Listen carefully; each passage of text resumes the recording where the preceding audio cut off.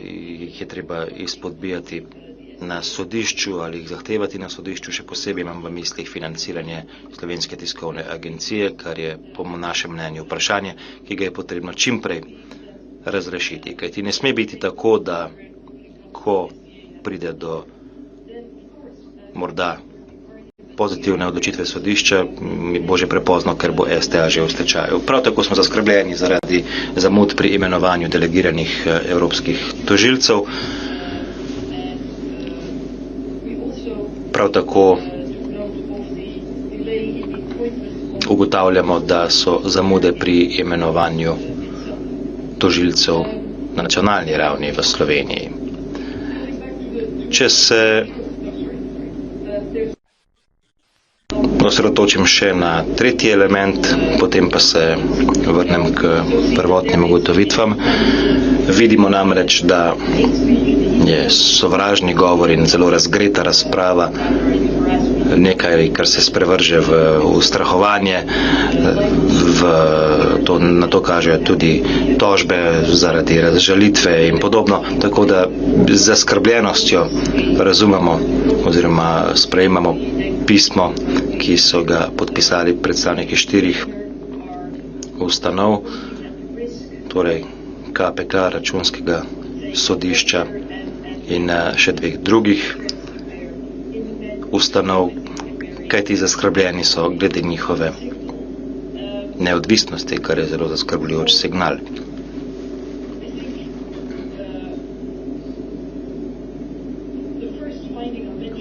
Prva ugotovitev, ki sem jo tu navedla, namreč ugotavljamo, da institucije delujejo dobro, je zelo dober zaključek. Mislim pa, da je tudi dovolj razlogov za zaskrbljenost. Če pogledamo, kako se krepi pritisk na javne organe, kako se krepi pritisk na medije, na novinarje in na koncu koncev to lahko privede do ozračja, v katerem mediji in demokratične ustanove ne funkcionirajo več na ustrezen način. Ne zato, ker nimajo pravne podlage ali kaj podobnega, ampak zato, ker v ozračju, kjer je vse splošno nezaupanje, prišlo do ravni, kjer ti organi ne sodelujejo več v interesu državljanov in to je po mojem mnenju nekaj zelo zaskrbljujočega. Nekaj, kar je na nas tudi naredilo vtis, morda bodo še drugi kaj povedali na to temo, je raven polarizacije. Kot da je prebivalstvo razdeljeno na 2 tabora. Samo ena je Slovenija, samo en slovenski narod je. Morda imajo različne poglede, morda so si všeč ali niso, to je normalno, ampak ta stopnja razdeljenosti, razklanosti v prebivalstvu pa je nekaj, kar potem privede do dialog med gluhimi in to je zaskrbljujoče. In menim, da je ton razprave nekaj, kar ni neškodljivo, kar ni nedolžno. In to smo videli tudi že v drugih državah, da to privede na koncu do erozije zaupanja v demokratične ustanove in na koncu celo do napadov na demokratične institucije. Nismo še tam, zelo jasno moram povedati, nismo tam.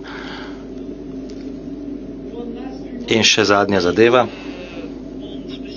glede specifičnih skrbi, in sicer dejstvo, da se sedaj vlada z odloki, vemo, da so v teku sodni postopki, ali obstaja ustrezna pravna podlaga za to ali ne.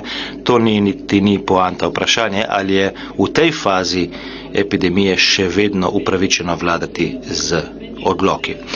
Tako, mislim, da sem že nanizala naše glavne ugotovitve in pomisleke. Institucije torej delujejo dobro, skrbi nas ton razprave, skrbi nas ustrahovanje in izkoriščanje orodij za krčenje proračunov in drugih zmogljivosti za šibitev institucij, še posebej, ko se to sešteva. Menimo, da je potrebno takoj zagotoviti financiranje za STA in absolutno pozivamo pristojne, da imenujejo delegirane tožilce za Evropsko tožilstvo. Prav tako pozivamo k temu, da se ne odlaga več imenovanja nacionalnih državnih tožilcev tu v Sloveniji in na koncu naj povem še, da nam je bilo tudi izpostavljeno, da obstaja nujna potreba po zakonodajnih reformah, naprimer Zakona o medijih. Vem, da je to problem, ki obstaja ne zadnje leto in pol, ampak dolga leta, če ne desetletja.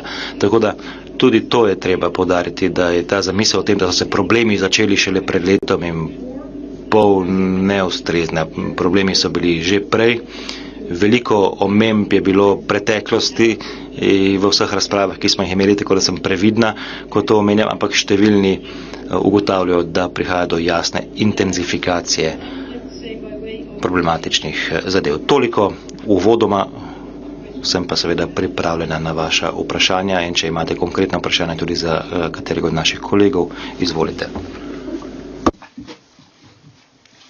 Hvala lepa. Vabim novinarje, da zastavijo vprašanje. Imamo kakšnega kandidata tukaj? Ja? Izvolite.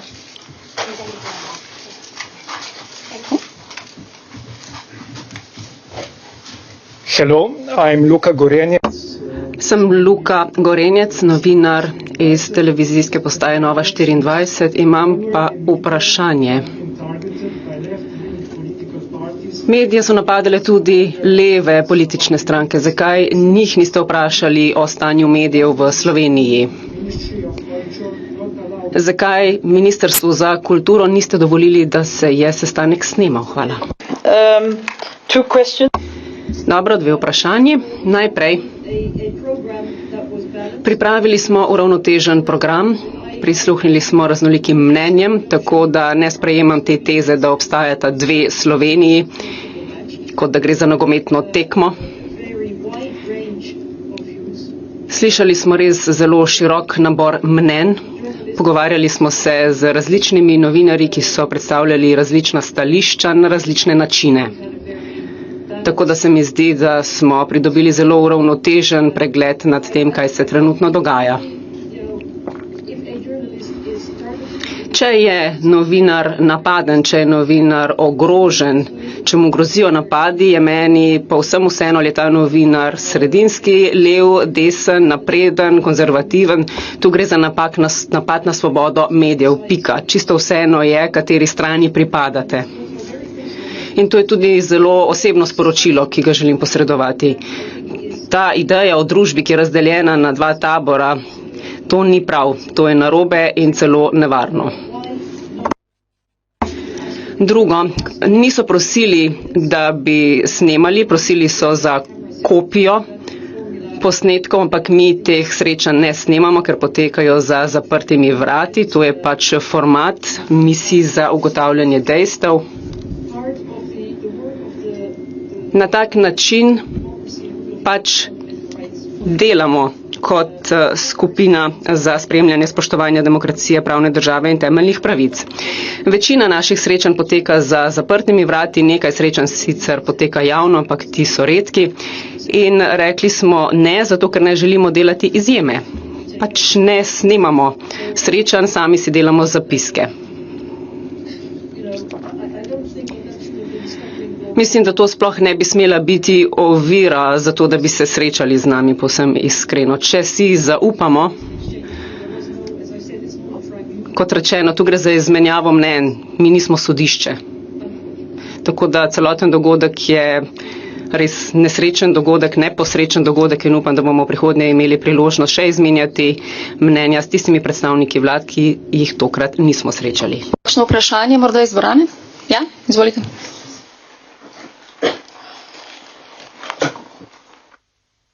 Hello, I'm Andrej Sekulović. Andrej Sekulović iz revije Demokracija. Vprašanje za vas. Želeli ste pridobiti celovit pregled nad situacijo v Sloveniji. Kako to, da ste vabili zgolj leve novinarje in nevladne organizacije na te pogovore?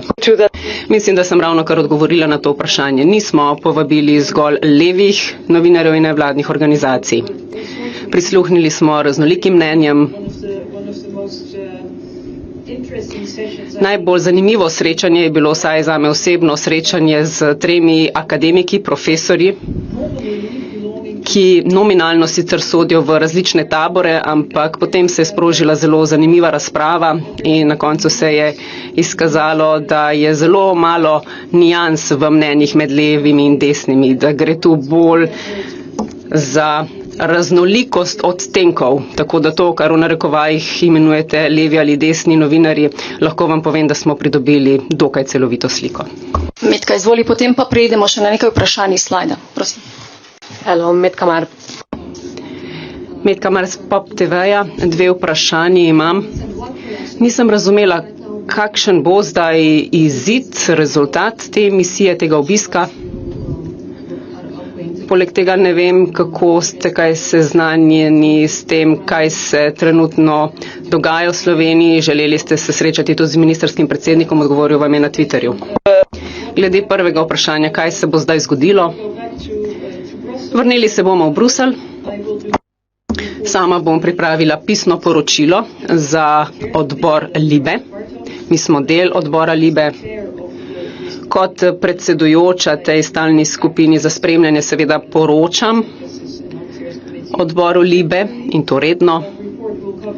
To poročilo bo pokrilo ne samo to misijo, temveč tudi misijo na Slovaškem, v Bolgariji in tudi nekatere druge misije za spremljanje, ki smo jih opravili v zadnjih 2-3 mesecih. Potem pa bomo videli. Seveda ne morem vnaprej predvideti, kakšna odločitev bo sprejeta na strani parlamenta, kakšne ukrepe bi parlament predlagal. Kot rečeno, mi samo poročamo o vsem, še naprej bomo spremljali zadeve na podlagi virov, s katerimi se lahko posvetujemo, na podlagi tudi posameznikov, s katerimi lahko stopamo v stiku. Tako da to je delo v teku. Že na začetku sem povedala, da mi nismo sodišče, da ta misija ne bo zdaj privedla do kakršnihkoli specifičnih odločitev ali sankcij. Gre dejansko za spremljanje. Kot rečeno, ugotovili smo, da institucije dobro delajo, vsi smo se strinjali glede tega in verjamem, da imamo dovolj dober razlog za to, da sicer to vajo spremljanja nadaljujemo, ampak nekateri menijo, da to spremljanje pomeni, da ste zdaj na vsem lepem obtoženi in da vam sodimo. Ne, mi v skupini za spremljanje organiziramo tudi sestanke na temo Belgije, Španije, na temo drugih držav, pač na podlagi konkretnih incidentov ali pa pomislekov. Zato, kot rečeno, menimo, da obstajajo razlogi za to, da zadevo še naprej spremljamo, v tem trenutku pa ne morem predvideti kakšnih bolj konkretnih korakov. Glede te izmenjave preko Twitterja, tudi o tem ste spraševali, na to nimam kaj veliko odgovoriti, nimam kaj veliko povedati s tem v zvezi, to ni bil del naše misije za spremljanje. Na Twitterju lahko ljudje izmenjujejo svoje mnenje, kakorkoli pač želijo. Sem pa že omenila, kakšen je ton javne razprave. Če povem še bolj splošno, naj povem, da se mi zdi, da če si na oblasti in če si vlada si na oblasti, potem imaš posebno odgovornost kot prvo za sam ton razprave. Poskrbeti moraš za to, da dejansko krepiš zaupanje v demokratične institucije, ne pa da šibiš to zaupanje. Poleg tega se moraš tudi zavedati, če si na oblasti, če si v vladi, da če napadeš posameznika, napadaš vedno z položaja moči. Nekoga, ki je v šibkejšem položaju. Ampak glede izmenjave preko Twitterja pa res nimam kakšnih konkretnih pripomb, kot rečeno. Prejeli smo tudi vprašanje preko aplikacije Sledi. Pošilja ga novinarka Lili Bayer, Politiko. Prebrala ga bom v izvirniku, torej v angleškem jeziku. I will read it in English. Do you think other EU institutions... Ali menite, da druge evropske institucije, naprimer komisija in svet, tudi morajo izvesti določene ukrepe, kar zadeva Slovenijo? Ja, mislim, da sem ravno kar odgovorila na to vprašanje. V bistvu ne moram napovedovati, kakšen bo izid teh naših posvetovanj. V tem trenutku lahko povem, da institucije delujejo, ne beležimo nekega sistematičnega uničevanja demokratičnih institucij, kot se to dogaja v nekaterih drugih državah, ni treba mi sploh govoriti, o katerih teče beseda. Ta klima ekstremne polarizacije in izredno sovražen ton razprave, skupaj z določenimi elementi, kot je naprimer izčrpavanje STA, neimenovanje tožilcev in tako naprej. Če te stvari se stavimo skupaj, potem menim, da so razlogi za to, da nadaljujemo s tem monitoringom. Imamo še kakšno vprašanje tukaj? Aha, gospod Škerl? Ja, eno. Uroš Škerl-Kramberger for Dnevnik newspaper. Did you Uroš Škerl-Kramberger za Dnevnik. Ali ste v svojih razpravah govorili tudi o zavračanju oziroma vračanju ljudi na južni meji s Hrvaško? Ja, tudi to smo obravnavali kot sestavni del naših vprašanj. To je ena tistih tem, kjer ostajajo določeni pomisleki. Veliko smo slišali, kar nas skrbi, ampak mislim, da je treba pogledati tudi na sam obseg tega našega dela, našega obiska. Če pogledamo zdaj to vprašanje pushback od zavračanja na meji, ravnanje z azilanti, kršitve na področju varstva podatkov, to so kršitve, ki obstajajo povsod. Vemo, da države članice to počno, vemo tudi, da je komisija zelo šibka pri uveljavljanju evropske zakonodaje. To je splošen problem. Ampak tu govorimo o tem, ali je demokratično načelo vladavine prava načelo, ki je tu živo in deluje, ali pa so to druga vprašanja. Ampak če sprašujete, ali je bilo tudi to izpostavljeno, je odgovor da. Ne, v tem primeru se vam lepo zahvaljujem in vas pozdravljam na svidenje do prihodnjič. Hvala lepa.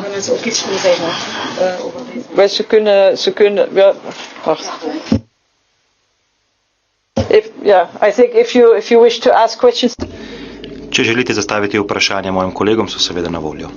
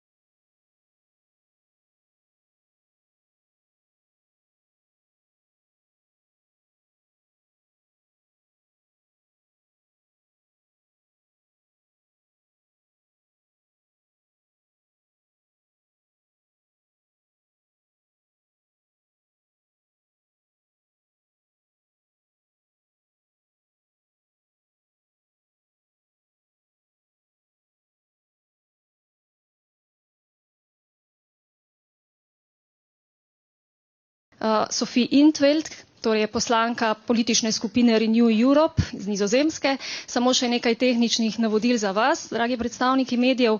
Torej, po njeni izjavi boste imeli možnost zastaviti vprašanje. Prosim, da dvignete roko, ko vas povabim k mikrofonu. Pridete k mikrofonu, si snamete masko, se predstavite in zastavite vprašanje. Danes nas spremljajo tudi v neposrednem prenosu novinarji iz Evrope, ki jih prav tako vabim, da postavijo svoje vprašanje preko spletne aplikacije Slido. Prosim, da se predstavijo in vprašanje zastavijo v slovenskem ali angleškem jeziku. V teh dveh jezikih imamo namreč zagotovljeno tolmačenje. Toliko z moje strani, zdaj pa predajam besedo gospe Intveld. Izvolite. Okay, thank you very much and good afternoon, everybody. I have seen some of you near our delegation over the last couple of days. I will start by introducing the members of the delegation. Mrs. Toms from the EPP group, whom you probably know. She's from here. Mr. Engerer from the S&D group from Malta, Mrs. Strik from the Greens group from the Netherlands, Mrs. Kanko from the ECR group from Belgium, Mr. Vest from the ID group from Germany, and Mr. Peska, who's actually here on behalf of the Budget Control Committee from the Czech Republic. Right, okay. There was another member who had to leave yesterday afternoon, and that was Mr. Arvanitis from Greece, from the left group. So now you know all the faces, and if you have specific questions, you know to whom to approach. I think before I make a statement, I would like to make clear what this trip was about and what it was not about. As you probably know, it was a mission, as we call it, of the Democracy, Rule of Law and Fundamental Rights Monitoring Group of the Sophie Intveld, torej poslanka politične skupine Renew Europe iz Nizozemske. Samo še nekaj tehničnih navodil za vas, dragi predstavniki medijev. Torej, po njeni izjavi boste imeli možnost zastaviti vprašanje. Prosim, da dvignete roko, ko vas povabim k mikrofonu. Pridete k mikrofonu, si snamete masko, se predstavite in zastavite vprašanje. Danes nas spremljajo tudi v neposrednem prenosu novinarji iz Evrope, ki jih prav tako vabim, da postavijo svoje vprašanje preko spletne aplikacije Sledi. Prosim, da se predstavijo in vprašanje zastavijo v slovenskem ali angleškem jeziku. V teh dveh jezikih imamo namreč zagotovljeno tolmačenje. Toliko z moje strani, zdaj pa predajam besedo gospe Intveld. Izvolite. Okay, thank you very much, and good afternoon, everybody. I have seen some of you near our delegation over the last couple of days. I will start by introducing the members of the delegation. Mrs. Toms from the EPP group, whom you probably know. She's from here. Mr. Engerer from the S&D group from Malta, Mrs. Strik from the Greens group from the Netherlands, Mrs. Kanko from the ECR group from Belgium, Mr. Vest from the ID group from Germany, and Mr. Peska, who's actually here on behalf of the Budget Control Committee from the Czech Republic. Right, okay. There was another member who had to leave yesterday afternoon, and that was Mr. Arvanitis from Greece, from the left group. So now you know all the faces, and if you have specific questions, you know to whom to approach. I think before I make a statement, I would like to make clear what this trip was about and what it was not about. As you probably know, it was a mission, as we call it, of the Democracy, Rule of Law and Fundamental Rights Monitoring Group of the European Parliament, and I emphasize monitoring group. It's not a tribunal. We are not a court of justice. We do monitoring, which is an ongoing exercise. It's not a one-off. It's not one visit and then we issue a verdict. It's part of an ongoing exercise, and I think that is it's important to keep that in mind. I think when it comes, you know what the reasons are why we decided to come here and to start monitoring Slovenia. You also know that there have been earlier online sessions. Due to COVID, we were unable to travel, so now we're very happy to be here and also enjoy a little bit beautiful Ljubljana. But you know that this has started at an earlier stage, and there were concerns in particular over media freedom or media pluralism, and there have been some brief exchanges with the Prime Minister and the Minister of Culture, but they were very, very short. About the program, we've had a very full 3-day program, and let me start by saying that we had wished to meet with the Prime Minister and some of the ministers. Unfortunately, they were not available. I hope that sometime in the future we will have an opportunity for an exchange, because it would have been very important to hear their views. However, we've had meetings with a very wide range of actors.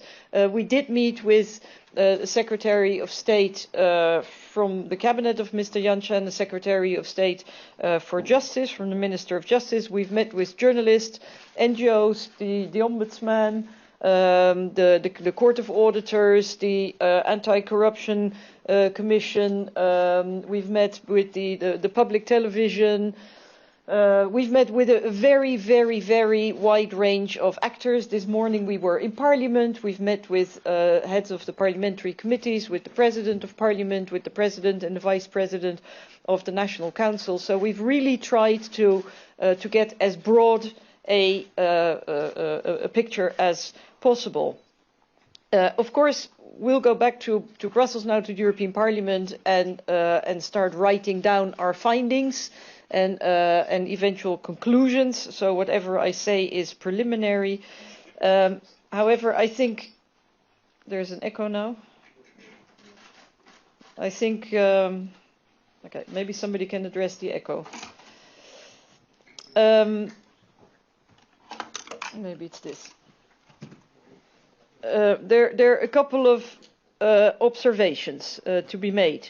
One observation is that the public institutions, the public bodies work well. That is one thing. So that we have concluded, which is very reassuring. We also conclude, however, that there are a couple of issues. One that has really struck us all is let me summarize it by saying that the tone of the public debate. It's also very striking that members of the government are also engaging in a kind of debate which I think is unfitting for a civilized and democratic society. That's one thing. A second thing is, following on from this, I think that kind of debate leads to a climate of distrust, hostility and intimidation, and what I find very worrying is that it sows doubt and distrust about the public institutions, but also between the public institutions. Then another element here, which is reason for concern, is that we see in a number of cases that, let's say, decisions to make appointments or to grant funds, budget, are being delayed, held up, stalled, and they have to be fought in court. I'm referring in particular to the funding of the STA, the press agency, and this is something we feel needs to be addressed urgently, because I think it should not be that even when a favourable court ruling comes, that STA has gone under.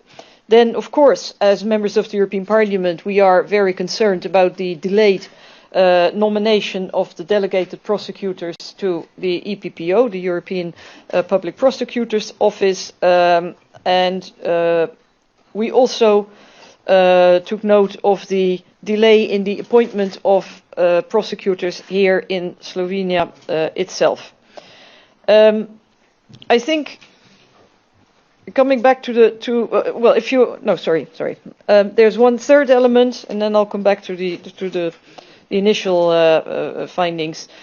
We also, sometimes the hate speech and the heated tone of the debate actually ends up in downright harassment or intimidation, excessive use of libel suits, criminal charges, and what have you. We have taken note with concern of the letter signed by 4 public bodies: the Court of Auditors, the Ombudsman, the Data Protection Authority, and the Corruption Commissioner, who are pointing at the risk of, let's say, pressure and possible threats to their independence. That is, I think, a very worrying signal.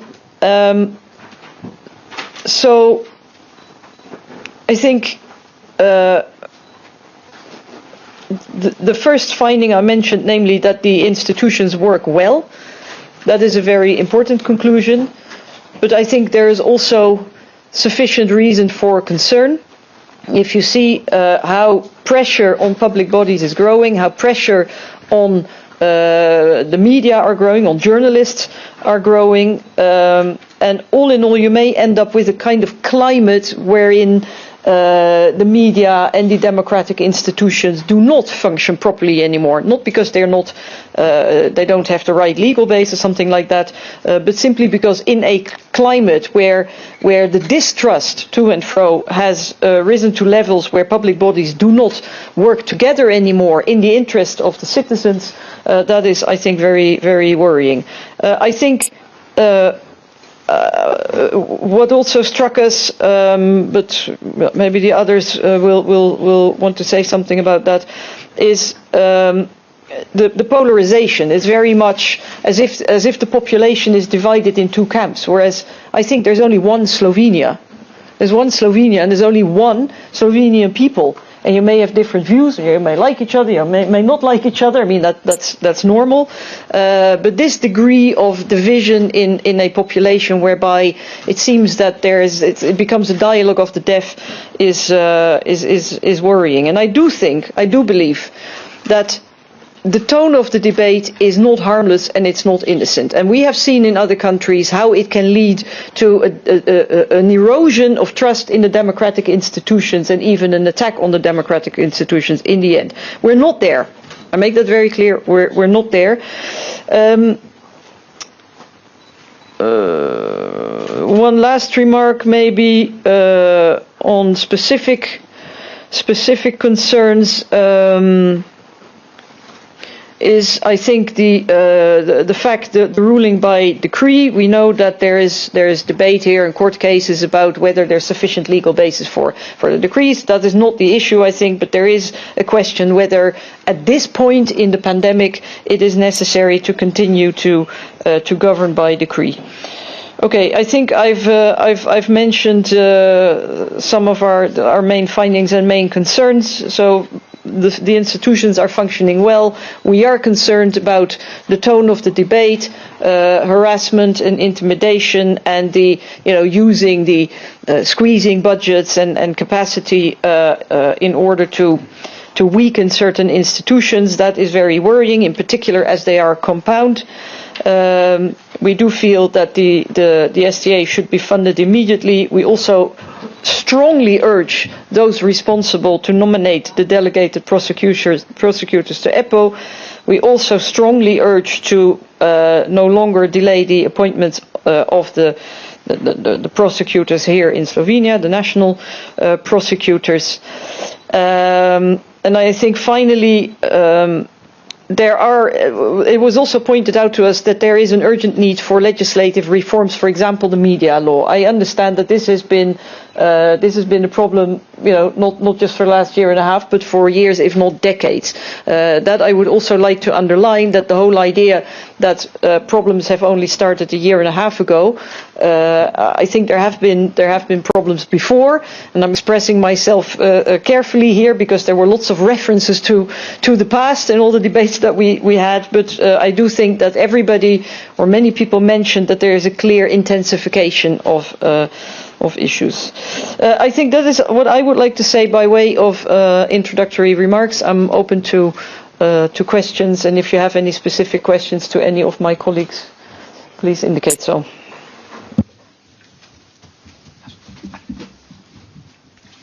Hvala lepa.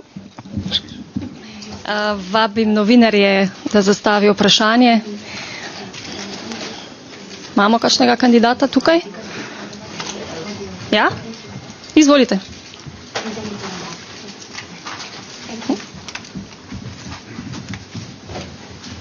Hello, I'm Luka Gorenjec, journalist from television Nova24, and my question is, why were the media who have been targeted by left-wing political parties not asked about their opinions about the media situation in Slovenia, and why was the Slovenian Ministry of Culture not allowed to record the meeting?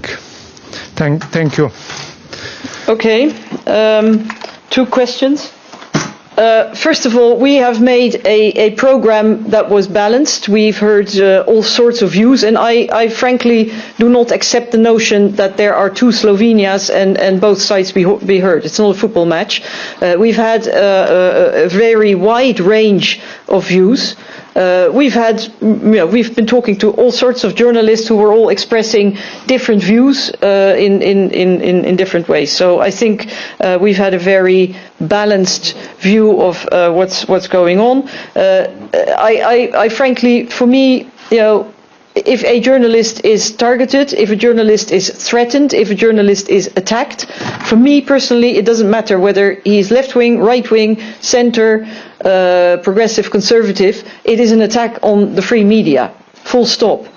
It doesn't really matter what side somebody belongs to. And I think this, and this is also a very personal message, this idea of a society which is divided in two camps, I think is not only a wrong notion, it's a dangerous notion. Secondly, why no record? They didn't actually ask to record, they asked a copy of the recordings.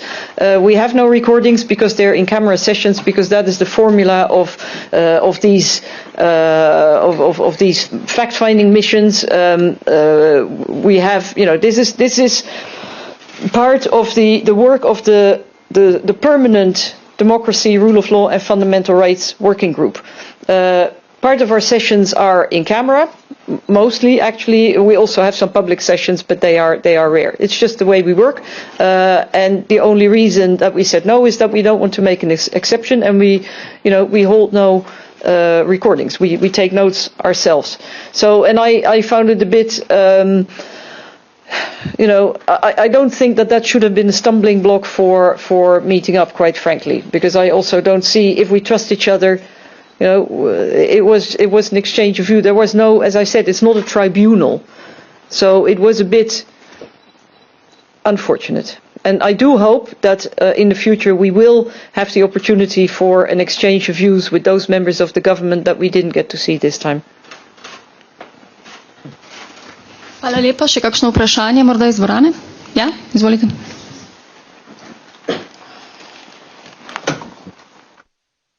Hello, I'm Andrej Sekulović from Demokracija magazine, and I would like to ask you, since you wanted the whole picture of the situation in Slovenia, how come that you mostly invited only left-wing journalists and NGOs to talk with you? Thank you. Look, I think I've just answered to that question. We did not only invite left-wing NGOs and journalists. We've heard all sorts of views. I think for me one of the most interesting sessions, I think, was with three academic professors who were, let's say, nominally belonging to different camps, but then we got into a very interesting debate where it turned out that there's a lot more nuance in views than just left and right. There are more flavors than left and right, and we have heard, if you care, left-wing journalists, right-wing journalists, and we've had a pretty complete picture. Metka, izvoli, potem pa prejdemo še na nekaj vprašanj iz slajda. Prosim. Hello, Metka, Pop TV. I have two questions actually. I didn't understand what will actually the outcome right now be, what will be the result of these meetings, and second of all, I don't know how much you are acquainted with what was going on Twitter yesterday. You wanted to meet with the Prime Minister, he kind of answered you on Twitter. How do you comment on that? How do you see that? As to your first question, what will happen next? We will go back to Brussels, and I will do a written report to the Civil Liberties, Justice and Home Affairs Committee that we are a part of. As the chair of this permanent monitoring group, I report back to that, let's say, Justice and Home Affairs Committee regularly. That report will cover not just this mission, but also our missions to Slovakia, Bulgaria, and some other monitoring exercises that we have done over the last 3 months or so. And then we'll see, as of course I cannot speak, I cannot preempt any decisions or any actions that Parliament might wish to take, but I would say we report back. We will continue to monitor with, on the basis of sources we can consult, people we can speak to, and then we will just see how it develops.